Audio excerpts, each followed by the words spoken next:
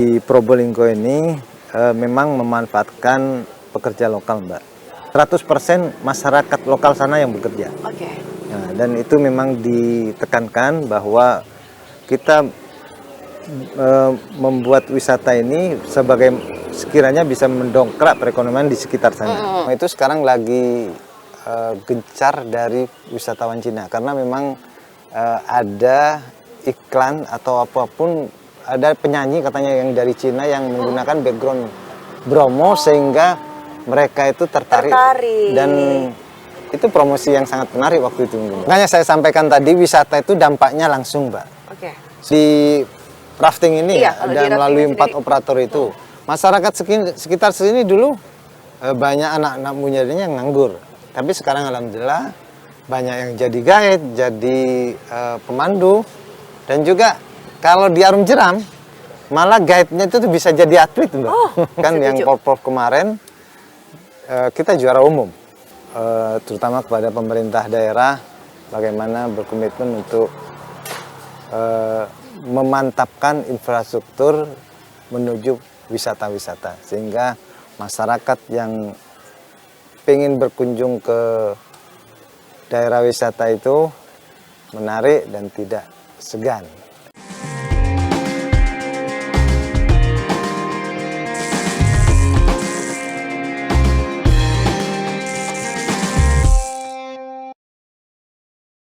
Assalamualaikum warahmatullahi wabarakatuh. Senang sekali kita kembali dalam podcast Jatim Channel DPRD Provinsi Jawa Timur.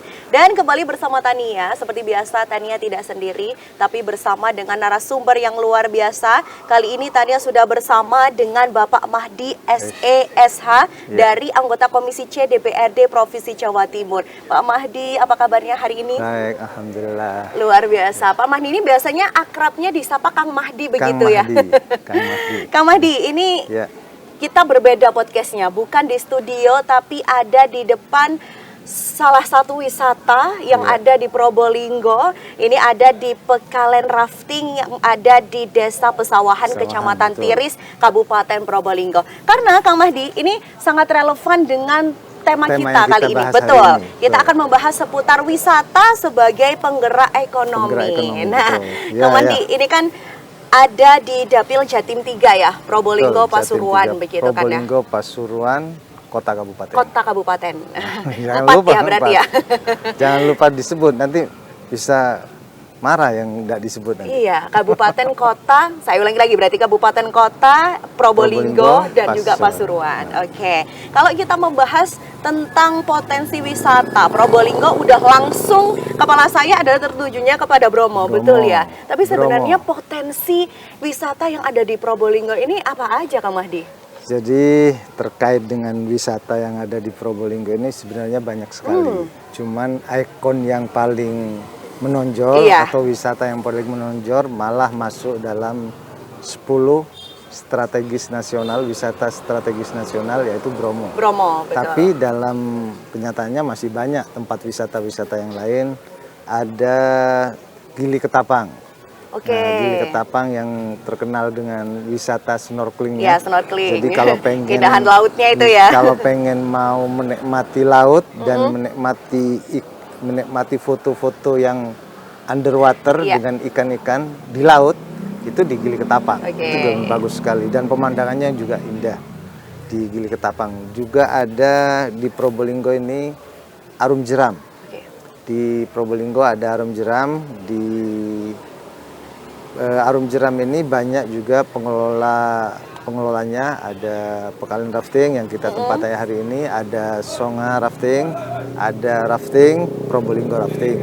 Jadi Probolinggo memang wisatanya banyak. Juga ada wisata adventure. Wisata adventure yang biasa digunakan di daerah Gunung Lemongan melalui Tiris, Krucil di sana. Juga ada namanya Bermi Eco Park. Yang eko di sana juga bagus sekali. Jadi yang menonjol memang Bromo, tapi dalam wisatanya sebenarnya banyak. Oke, berarti untuk Probolinggo sendiri ini yang lebih ditonjolkan adalah wisata alamnya, begitu wisata ya? Alamnya. Tapi sejauh ini untuk pengelolaannya seperti apa, Kang Mahdi? Kalau terkait pengelolaan, terkait wisata alam yang seperti Bromo, Bromo itu kan diibaratkan wanita itu yang sudah cantik. Oke, Wanita betul. cantik. Sebenarnya tanpa dipoles apapun itu sudah Tidak indah perlu sekali ya. dipoles, sudah indah dan wisatawan sudah datang. Cuman apapun itu, seperti manusia yang pengen tampil istimewa perlu glowing juga. Iya, Sama setuju. dengan ya perlu pengelolaan terkait misalkan infrastrukturnya. Infrastruktur dan juga kalau di tempat-tempat yang sudah dikelola di Probolinggo sudah banyak yang dikelola dengan baik. Seperti Arum Jeram dikelola dengan operator ada yang saya sebutkan tadi, ada Songa, ada Pekalian Rafting, ada itu sudah berjalan dengan baik. Misalkan di Gili Ketapang juga sudah dikelola dan di Bermekopat itu sudah dikelola dengan baik. Arum Jeram ini setahu saya juga digunakan untuk Federasi Arum Jeram Indonesia ya. Kebetulan Kang Mahdi adalah ketuanya begitu. Betul. Ya. Arum Jeram ini bagian dari olahraga juga. Iya, oke. Olahraga yang kebetulan saya selaku ketua Federasi Arum Jeram Kabupaten Probolinggo, dan dengan adanya operator-operator ini membantu sekali untuk meningkatkan prestasi dari para atlet Faji yang ada di Kabupaten Probolinggo. Alhamdulillah Porprov yang diadakan kemarin itu kita bisa menyumbang 6 emas, Luar biasa. 1 perak, 1 perunggu. Juara umum berarti untuk Juara Arum umum Jeram ya, untuk Kang Arum Mahdi. Jeram. Luar biasa sekali. Ini Menyumbang medali terbesar di Kabupaten Probolinggo. Oke, berarti bukan hanya wisata itu bisa dikunjungi, justru bisa dimanfaatkan bisa juga dimanfaatkan untuk memberikan prestasi bagi kabupaten kota itu bisa sendiri. meningkatkan prestasi, juga meningkatkan perekonomian. Oke, nah itu dia yang mau saya bahas ya, terkait dengan perekonomian. Bagaimana kemudian wisata-wisata ini benar-benar bisa berpengaruh terhadap pergerakan ekonomi di suatu kabupaten kota, Kang Mahdi? Wisata ini yang paling nampak terkait dengan membangkitkan perekonomian.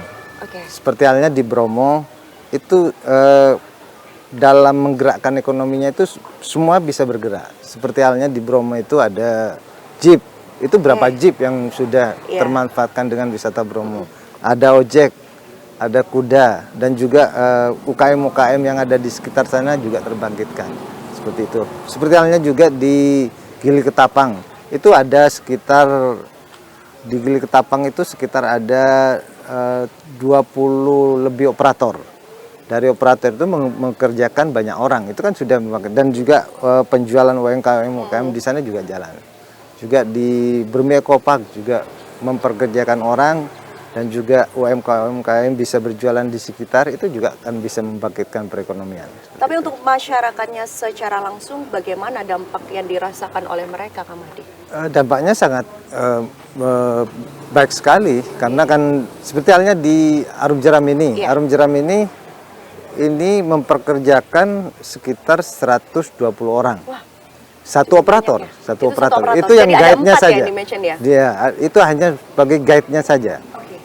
Belum orang yang berjualan, belum orang yang ngojek.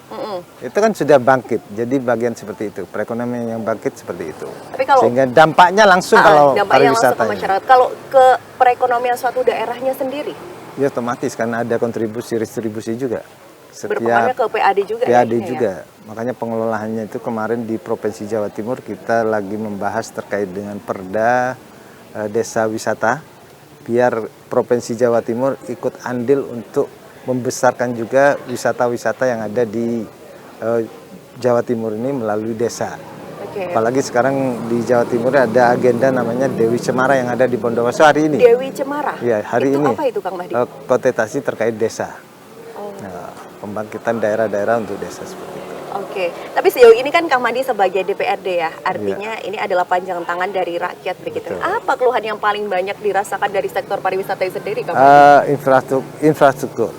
Jadi akses menuju lokasi wisata itu sendiri. Seperti halnya di Bromo akses masih kurang.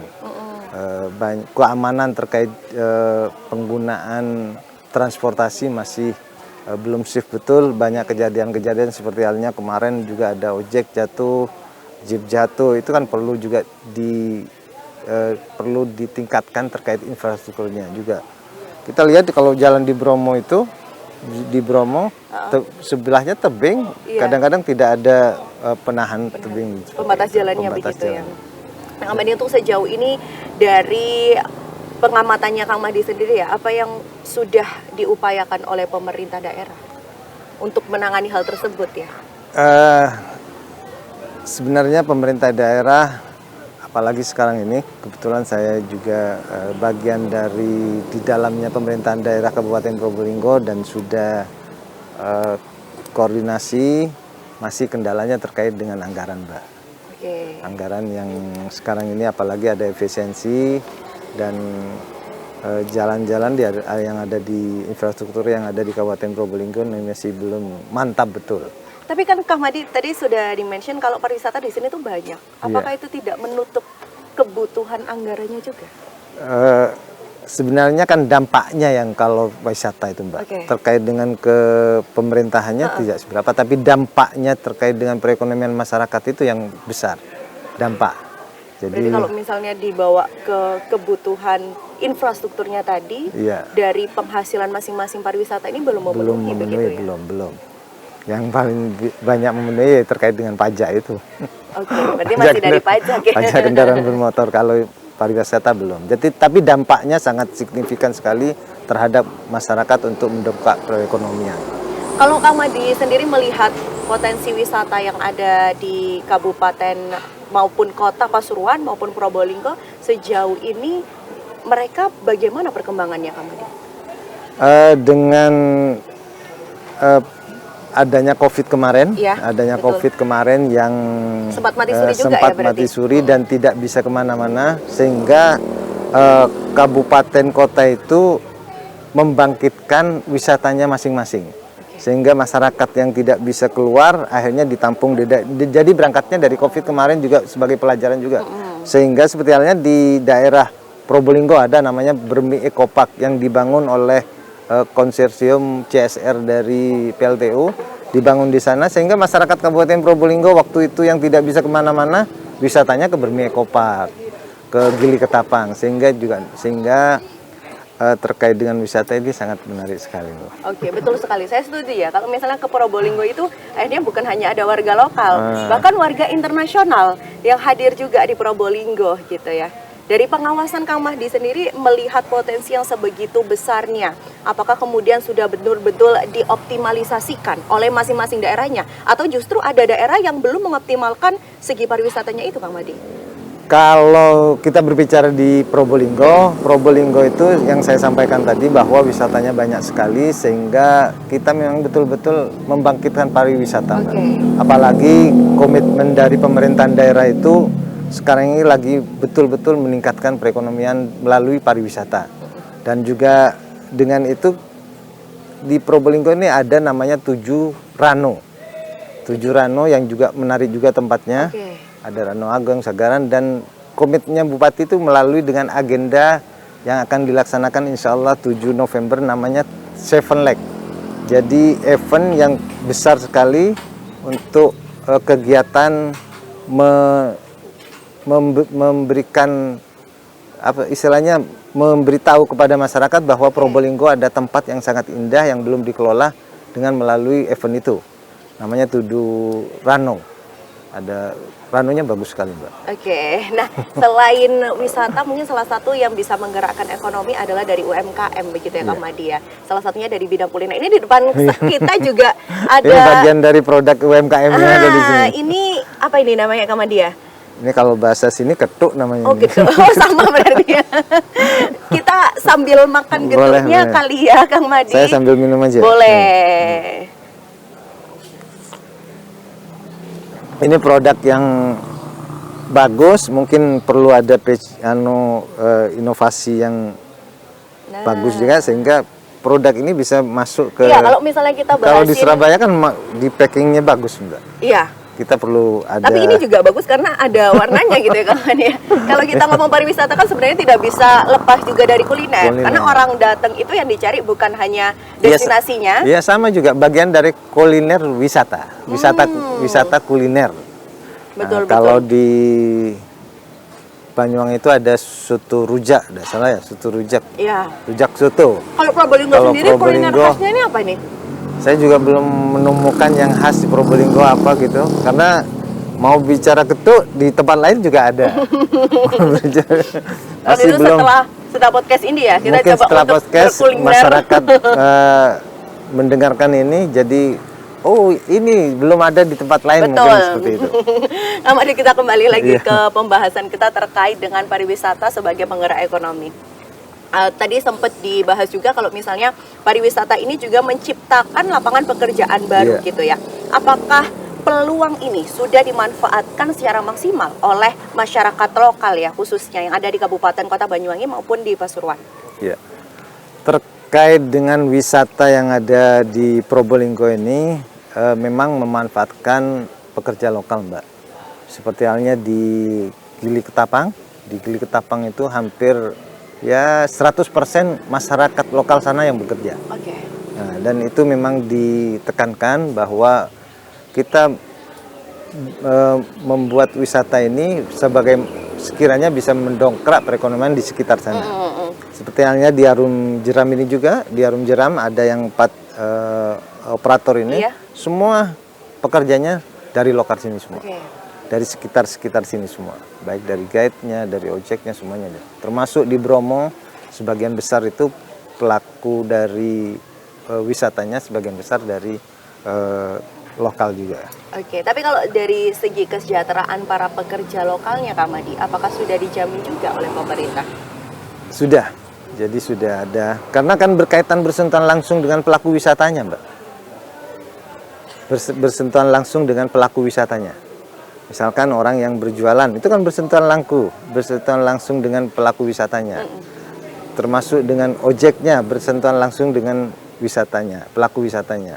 Juga kalau di Bromo itu ada jeep, cuman kita memberikan pelatihan bagaimana para wisatawan ini nyaman, aman menggunakan atau memanfaatkan jasa-jasa yang ada di tempat wisata di sekitar kita. Artinya berarti sudah ada pemberdayaannya juga di situ berarti ya? Iya, pemberdayaannya sudah jalan.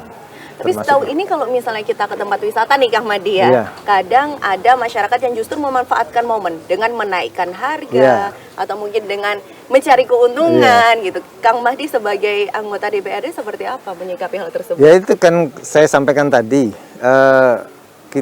para pelaku usaha itu, usaha wisata itu atau jasa yang digunakan untuk wisata itu betul-betul kita beri pelatihan, beri pemahaman bahwa wisata ini akan bangkit kalau yang mengelolanya itu melakukan kegiatan yang betul-betul aman. Apa yang disampaikan Mbak pernah terjadi di Bromo juga. Iya. Di Bromo sempat ramai juga ya. Sempat ramai dan menjadi perbincangan, apalagi sekarang zamannya media sosial, netizen sampai yang kita tidak perlu ke Bromo kita karena pelaku yang hanya oknum tapi bisa berdampak kepada semuanya. Makanya kita memberikan pelatihan juga. Pelatihan-pelatihan seperti itu. Berarti ketika ada hal tersebut bisa jadi disaksi juga ya Kak Mahdi? Ini kan terkait dengan pengelola ya, artinya pengelola. Di wisata. Itu berarti pure dari masyarakat semuanya atau kalau misalnya diurutkan siapakah aja yang berpengaruh di dalam pengelolaan sebuah wisata? Pengelolaan wisata itu yang berpengaruh pertama terkait dengan keamanan, Mbak. Keamanan itu yang mempunyai wisata itu sendiri. Seperti halnya di Arum Jeram ini kan. Di Arum Jeram ini kan swasta, Mbak. Swasta, jadi yang berperan itu pengelolanya. Terkait dengan pengelolanya memberikan doktrin kepada, misalkan di sini kan ada guide, ada ojek. Itu kan harus betul-betul menjaga keamanan dari para penggunanya. Sehingga itu yang perlu. Jadi yang paling utama terkait dengan para manajemennya, Mbak. Berarti ini hubungan eratnya adalah dengan sumber daya manusianya, gitu ya. Dan bagaimana untuk akhirnya Kak Mahdi memastikan kesiapan SDM-nya dalam mengelola pariwisata? Karena ini kan pariwisata tadi sudah disebutkan adalah salah satu fondasi juga untuk ekonomi suatu daerah gitu kan. Ya saya sampaikan tadi, misalkan peran dari Provinsi Jawa Timur memberikan pelatihan kalau yang di Bromo kemarin itu ada pelatihan guide pelatihan guide, terus pelatihan terkait dengan driver ojek, driver jeep, dan juga melakukan yang terkait dengan keamanan, evaluasi kepada kendaraan-kendaraan yang ada di tempat wisata itu. Dan itu dilakukan secara rutin? Secara rutin. Pengawasannya juga dari DPRD? Bukan. Kita bukan pengawasan ke sana, Mbak, tapi memberi pengawasan kita kepada pemerintah. Oh. Pemerintah yang terjun langsung pemerintah kepada. Ini dari mana? Maksudnya pariwisata. Dari bagian Pariwisata. Jadi pariwisata terkait pelatihan guide, pariwisata juga ada seperti itu. Oke. Kalau misalnya tadi kita membahas salah satu keluhannya adalah, saya juga merasakan ya, kalau misalnya kita datang ke Probolinggo adalah aksesibilitasnya atau infrastrukturnya. Bagaimana caranya kemudian bisa memanfaatkan keterbatasan anggaran yang ada untuk bisa dialihfungsikan menuju perbaikan infrastruktur, Kang Mahdi? Kita sudah berkoordinasi dengan pemerintah Kabupaten Probolinggo, sekiranya bisa memanfaatkan program-program yang ada di Provinsi Jawa Timur. Kebetulan saya kan anggota DPRD Provinsi Jawa Timur. Jadi di Provinsi Jawa Timur itu dalam rangka untuk meningkatkan infrastruktur, Provinsi Jawa Timur itu memberikan bantuan keuangan kepada kota kabupaten yang betul-betul membutuhkan. Tapi itu cukup, Kang Mahdi? Ya kan sesuai kemampuan. Cukup tidaknya memang karena yang dibutuhkan untuk diperbaiki lebih banyak, mungkin bertahap. Nah.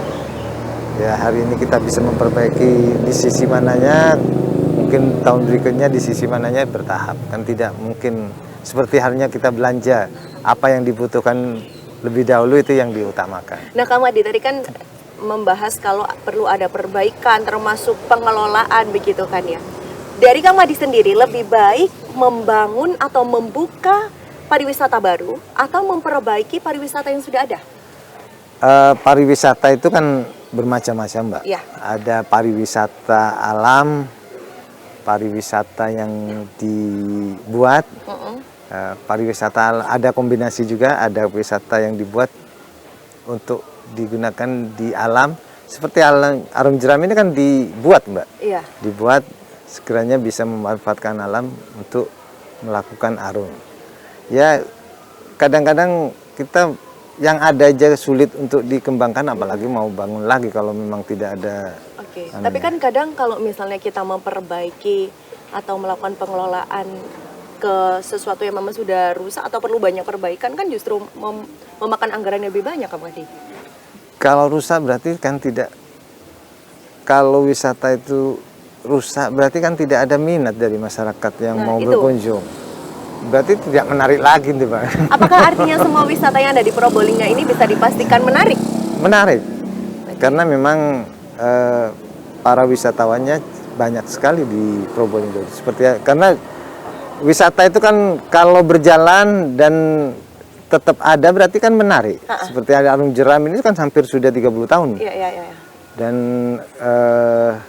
snorkeling di Gili sudah hampir puluhan tahun juga.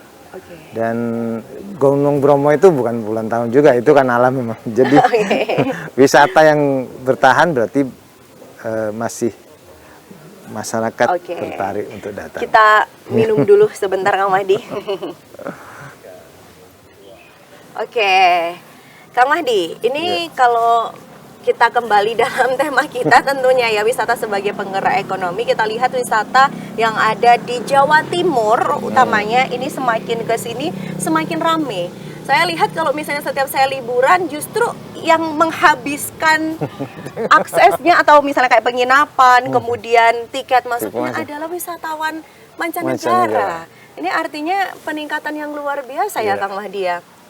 Betul, Mbak. Di Jawa Timur ini sekarang lagi ada peningkatan yang sangat signifikan dari luar negeri, mancanegara, khususnya dari Cina, dari Malaysia, dari Singapura. Itu lagi rame sekarang. Jadi terutama dari Cina. Dari Cina itu tujuan wisatanya itu ke Bromo, ke Tumpak Sewu, ke Ijen, Kawah Ijen. Itu 3 tempat itu menjadi tujuan yang sangat Potensial ya untuk mereka datangi ya. Sangat menarik bagi mereka. Apalagi Bromo.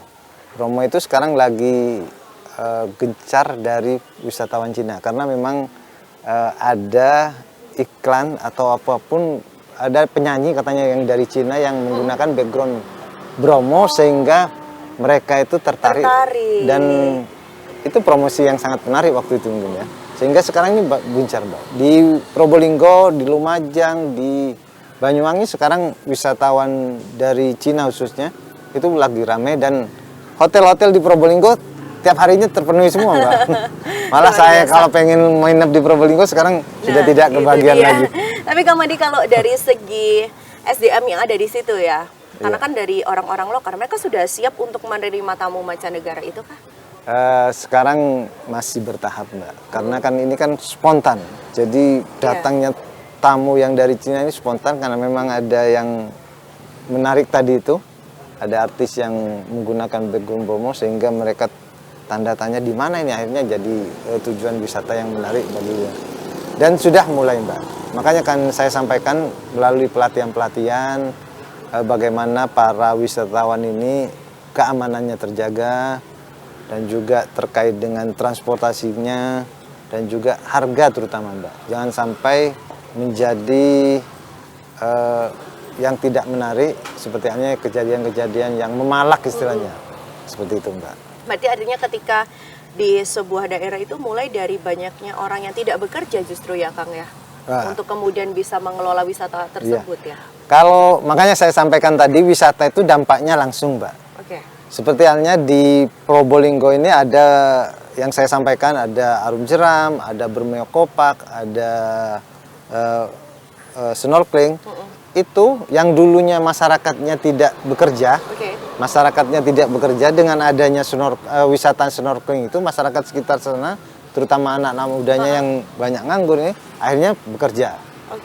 Seperti halnya juga di rafting ini ada melalui 4 operator itu. Masyarakat sekitar sini dulu banyak anak-anak mudanya yang nganggur, tapi sekarang alhamdulillah banyak yang jadi guide, jadi pemandu, dan juga kalau di arum jeram, malah guide-nya itu bisa jadi atlet, Mbak. Oh, berarti apakah kemarin yang ikut serta dalam PON ya berarti ya? Sebagian itu dari para guide itu. Jadi mereka jadi guide karena mereka ahli, akhirnya direkrut jadi atlet dan berprestasi. Ini peningkatan juga. Nah, Kang Madi, sebentar. Apakah dengan menuju ke atlet itu ada pelatihan khusus atau justru karena mengantarkan wisatawan? Diarahkan. Jadi kan sudah arumnya sama, Mbak. Arumnya sama, tinggal cuma diarahkan, kita manggil pelatih. Jadi kayak sudah bisa, tinggal mempoles saja. Berarti tinggal menajamkan kemampuan biasa ya. Jadi sekali lagi bukan hanya memberikan suguhannya aja, tapi bahkan dirinya sendiri juga bisa meningkatkan kemampuan ya. Jadi dengan prestasi itu Probolinggo yang dulunya tidak mempunyai atlet arum jeram, dengan dibentuknya Faji, mereka menjadi atlet tambah meningkat. Berarti ini artinya Kang Mahdi bukan hanya pengelolaan untuk wisatanya juga, tapi justru juga untuk atletnya, betul?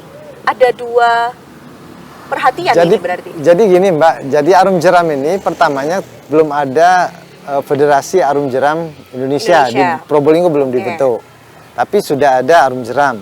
Setelah dibentuk arum jeram, karena dibentuk Federasi Arum Jeram Indonesia, karena kita ngerekrutnya guide ini, Mbak, yang sudah bekerja di sini kita guide, kita latih, kita pertajam lagi sehingga menjadi atlet. Jadi mereka bekerja sebagai guide juga sebagai atlet. Dan itu prestasi, Mbak. Kita buktikan yang Porprov kemarin kita juara umum. Oh iya. Luar biasa ini ya. Jadi mulainya justru bukan dari seseorang yang memang sudah jago, tapi orang yang nganggur ya istilahnya ya, Pak ya. Orang yang ditarik ya. Iya kan? Dan sekarang kita juga terkait dengan arum jeram ini, para atlet itu kita ngerekrut para anak pelajar juga. Merekrut kembali pelatih berarti? Iya, melatih juga anak pelajar. Berarti luar biasa ya penggerakkan ekonomi dari pariwisata sendiri ini, Kang Madi. Kalau sejauh ini yang dirasakan dari pemerintah adanya pariwisata kepada ekonomi, pengaruhnya berapa persen? Kalau bisa diperkirakan dari segi angkanya, Kang? Kalau pengaruh kepada pemerintah secara langsung itu Iya, masih maksudnya ke belum, daerah Mbak. ya? Masih belum, Mbak. Tapi kalau dampaknya itu sangat signifikan sekali. Yang saya sampaikan tadi, masyarakat yang tidak bekerja dengan adanya wisata jadi bekerja. Oke, jadi artinya mereka punya penghasilan itu ya? Masyarakat yang pelaku usaha UMKM yang biasanya penjualannya kurang dengan adanya wisata akhirnya meningkat. Itu dampak seperti itu yang sangat berpengaruh sekali kepada ekonomi itu, Mbak. Berarti kemampuan mereka untuk akhirnya mencari nafkah ya istilahnya, Kak Madi ya, udah dijamin dengan beberapa karena kan wisata yang kita perlunya membangkitkan ekonomi itu, Mbak. Iya, betul. Berarti upayanya adalah melalui pariwisata itu tadi. Seperti halnya di Batu, itu kan bangkit semua ekonomi, baik dari UMKM, pelaku jasa, travel, itu kan bangkit dengan adanya wisata yang ada di Batu, di Pandaan, di Banyuwangi. Apalagi Banyuwangi juga sekali lagi gencar terkait wisata. Nah, Kak Madi, kalau kita berbicara soal Jawa Timur, sebenarnya kalau ditaruh di antara provinsi yang lain, posisi Jawa Timur dalam hal pariwisata untuk penggerak ekonomi ada di posisi berapa, Kak Madi? 10 besar. Yang jelas di Jawa Timur itu terutama Bromo menjadi 10 wisata strategis nasional. Berarti kan sudah menjadi perhitungan nasional. Jadi menjadi pertimbangan bahwa wisata di Jawa Timur menjadi perhatian. Apalagi kegiatan-kegiatan wisata sering di Jawa Timur juga. Ini artinya Jawa Timur ya yang jadi perhatian. Kalau Probolinggo sendiri di antara daerah-daerah yang ada di Jawa Timur, seperti apa, Kak Madi? Probolinggo masih perlu ada peningkatan, Mbak. Tapi apa kalau itu yang harus ditingkatkan ini? Infrastrukturnya. Infrastruktur tadi ya, Infrastrukturnya masih kalah dengan daerah-daerah lain mungkin. Tapi kalau wisatanya tidak kalah menarik dengan daerah lain. Apa yang saya sampaikan tadi, ada Bromo, ada wisata laut, wisata sungai, lengkap kalau Probolinggo nih, Mbak.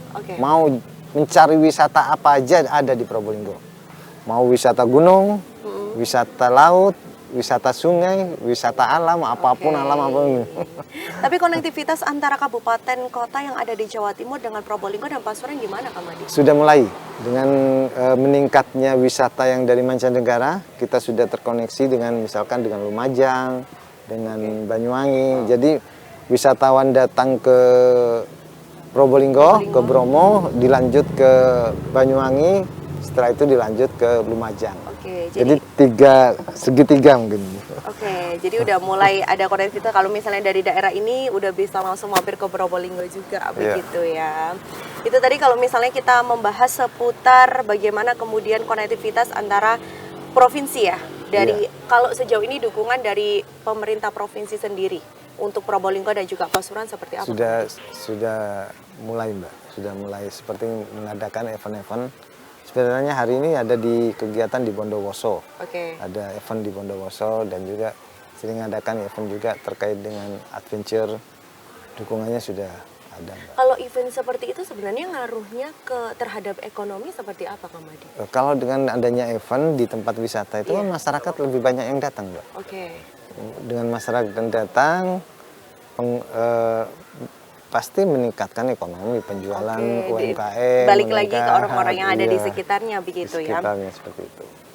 Artinya kalau kita bahas tentang upayanya sudah luar biasa di Probolinggo begitu ya, Kang ya. Jadi udah berupaya untuk membuat event-event juga gitu. Optimalisasi yang lainnya yang dilakukan oleh pemerintah Probolinggo, kalau misalnya kita berkaca di daerah Jawa Timur yang lain kan sudah bisa untuk mentas ya istilahnya dalam pariwisata ini. Probolinggo dengan kepemimpinan yang baru ini lagi gencar mengadakan event-event, Mbak. Jadi programnya 100 event setahun. Dalam rangka juga menarik, dalam rangka menarik para wisatawan. Kita contohkan Banyuwangi, Mbak. Banyuwangi itu dulu daerah yang tidak seberapa dikenal, tapi inovasi dari kepala daerahnya dengan mengadakan kegiatan-kegiatan event yang sangat menarik, contoh yang sangat kita kenal event itu Gandrung Sewu. Oh, yang mana ada penari 1.000 orang ditampilkan padahal hanya 15 menit, Mbak. Hanya ditampilkan 15 menit, tapi para pengunjungnya itu yang datang dari mana-mana. Itu 15 menit aja. Jadi penari 1.000 orang dikumpulkan, menari bersama-sama. Jadi event yang sangat menarik. Dan tiap tahun dia laksanakan tetap menarik para wisatawan. Oke, itu juga jadi percontohan ya untuk Probolinggo ya. Sama juga Tour de Ijen. Ya. Itu kan jadi mancanegara juga. Itu kan mendatangkan juga, bagian dari mendatangkan wisatawan. Kalau di Probolinggo ini juga ada beberapa wisata religi, Mbak. Karena di sini ada pondok-pondok besar ada juga ya, Pak? Wisata. Jadi masyarakat datang itu berkaitan dengan wisata religi. Sama dengan di Surabaya ada Ampel. Itu kan bagian dari orang berkunjung. Wisata ini kan orang yang berkunjung untuk ke daerah, kan seperti itu. Dengan membelanjakan belanjaannya ke daerah sekitar itu kan itu bagian dari wisata juga. Itu makanya di Probolinggo ini bupatinya berkomitmen untuk mengadakan kegiatan event 100 event setahun. Nah, itu dari tahun kapan berarti kamu? Ya dari sudah mulai. Jadi kalau tahun depan ya 100 event lagi. Termasuk event banyak eventnya. Yang jelas yang bisa mendatangkan orang ke Probolinggo. Itu dia. Wisata itu kan orang yang datang ke daerah, itu juga bisa disebutkan wisata, Mbak, seperti itu. Nah, Kak Madi, kalau misalnya ini disaksikan oleh penggerak pariwisata di Probolinggo dan juga Pasuruan, apa pesan yang ingin Kak Madi sampaikan? Pertama, kita terutama kepada pemerintah daerah, bagaimana berkomitmen untuk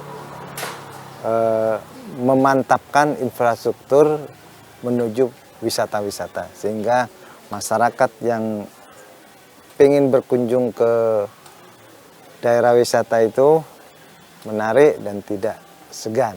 Oke. Kalau untuk pengelola wisatanya sendiri, artinya dan untuk masyarakatnya? Harus orangnya itu harus menjaga keamanan, terutama keamanan, dan tidak memanfaatkan situasi. Memanfaatkan situasi itu seperti halnya yang disampaikan tadi, misalkan harga yang biasanya 200.000 tapi karena memanfaatkan situasi dan masyarakat itu butuh sehingga ditarik 500.000. Itu kan juga tidak bagus juga ke depannya. Membangun rasa percaya juga ya untuk para... Yang biasanya masyarakat, karena sekarang ini serba media sosial, Mbak. Pasti ketahuan lah, seperti itu. Oke, dan harapannya untuk pariwisata yang ada di Kabupaten Kota Probolinggo, Kabupaten Kota Pasuruan seperti apa, Kak Madi? Wisata ini karena bagian dari pendongkrak ekonomi yang nyata dan langsung, saya berharap pemerintah ikut andil dalam membangkitkan wisata yang ada di Probolinggo dan juga Pasuruan melalui kebijakan-kebijakan yang bersentuhan langsung dengan para wisatawan. Oke, Kak Madi sedikit sebelum saya tutup begitu ya, kebijakan-kebijakan dari DPRD yang berupaya untuk mengoptimalkan wisata yang ada di Kabupaten Kota Probolinggo juga Kabupaten Kota Pasuruan, ada apa saja sejauh ini?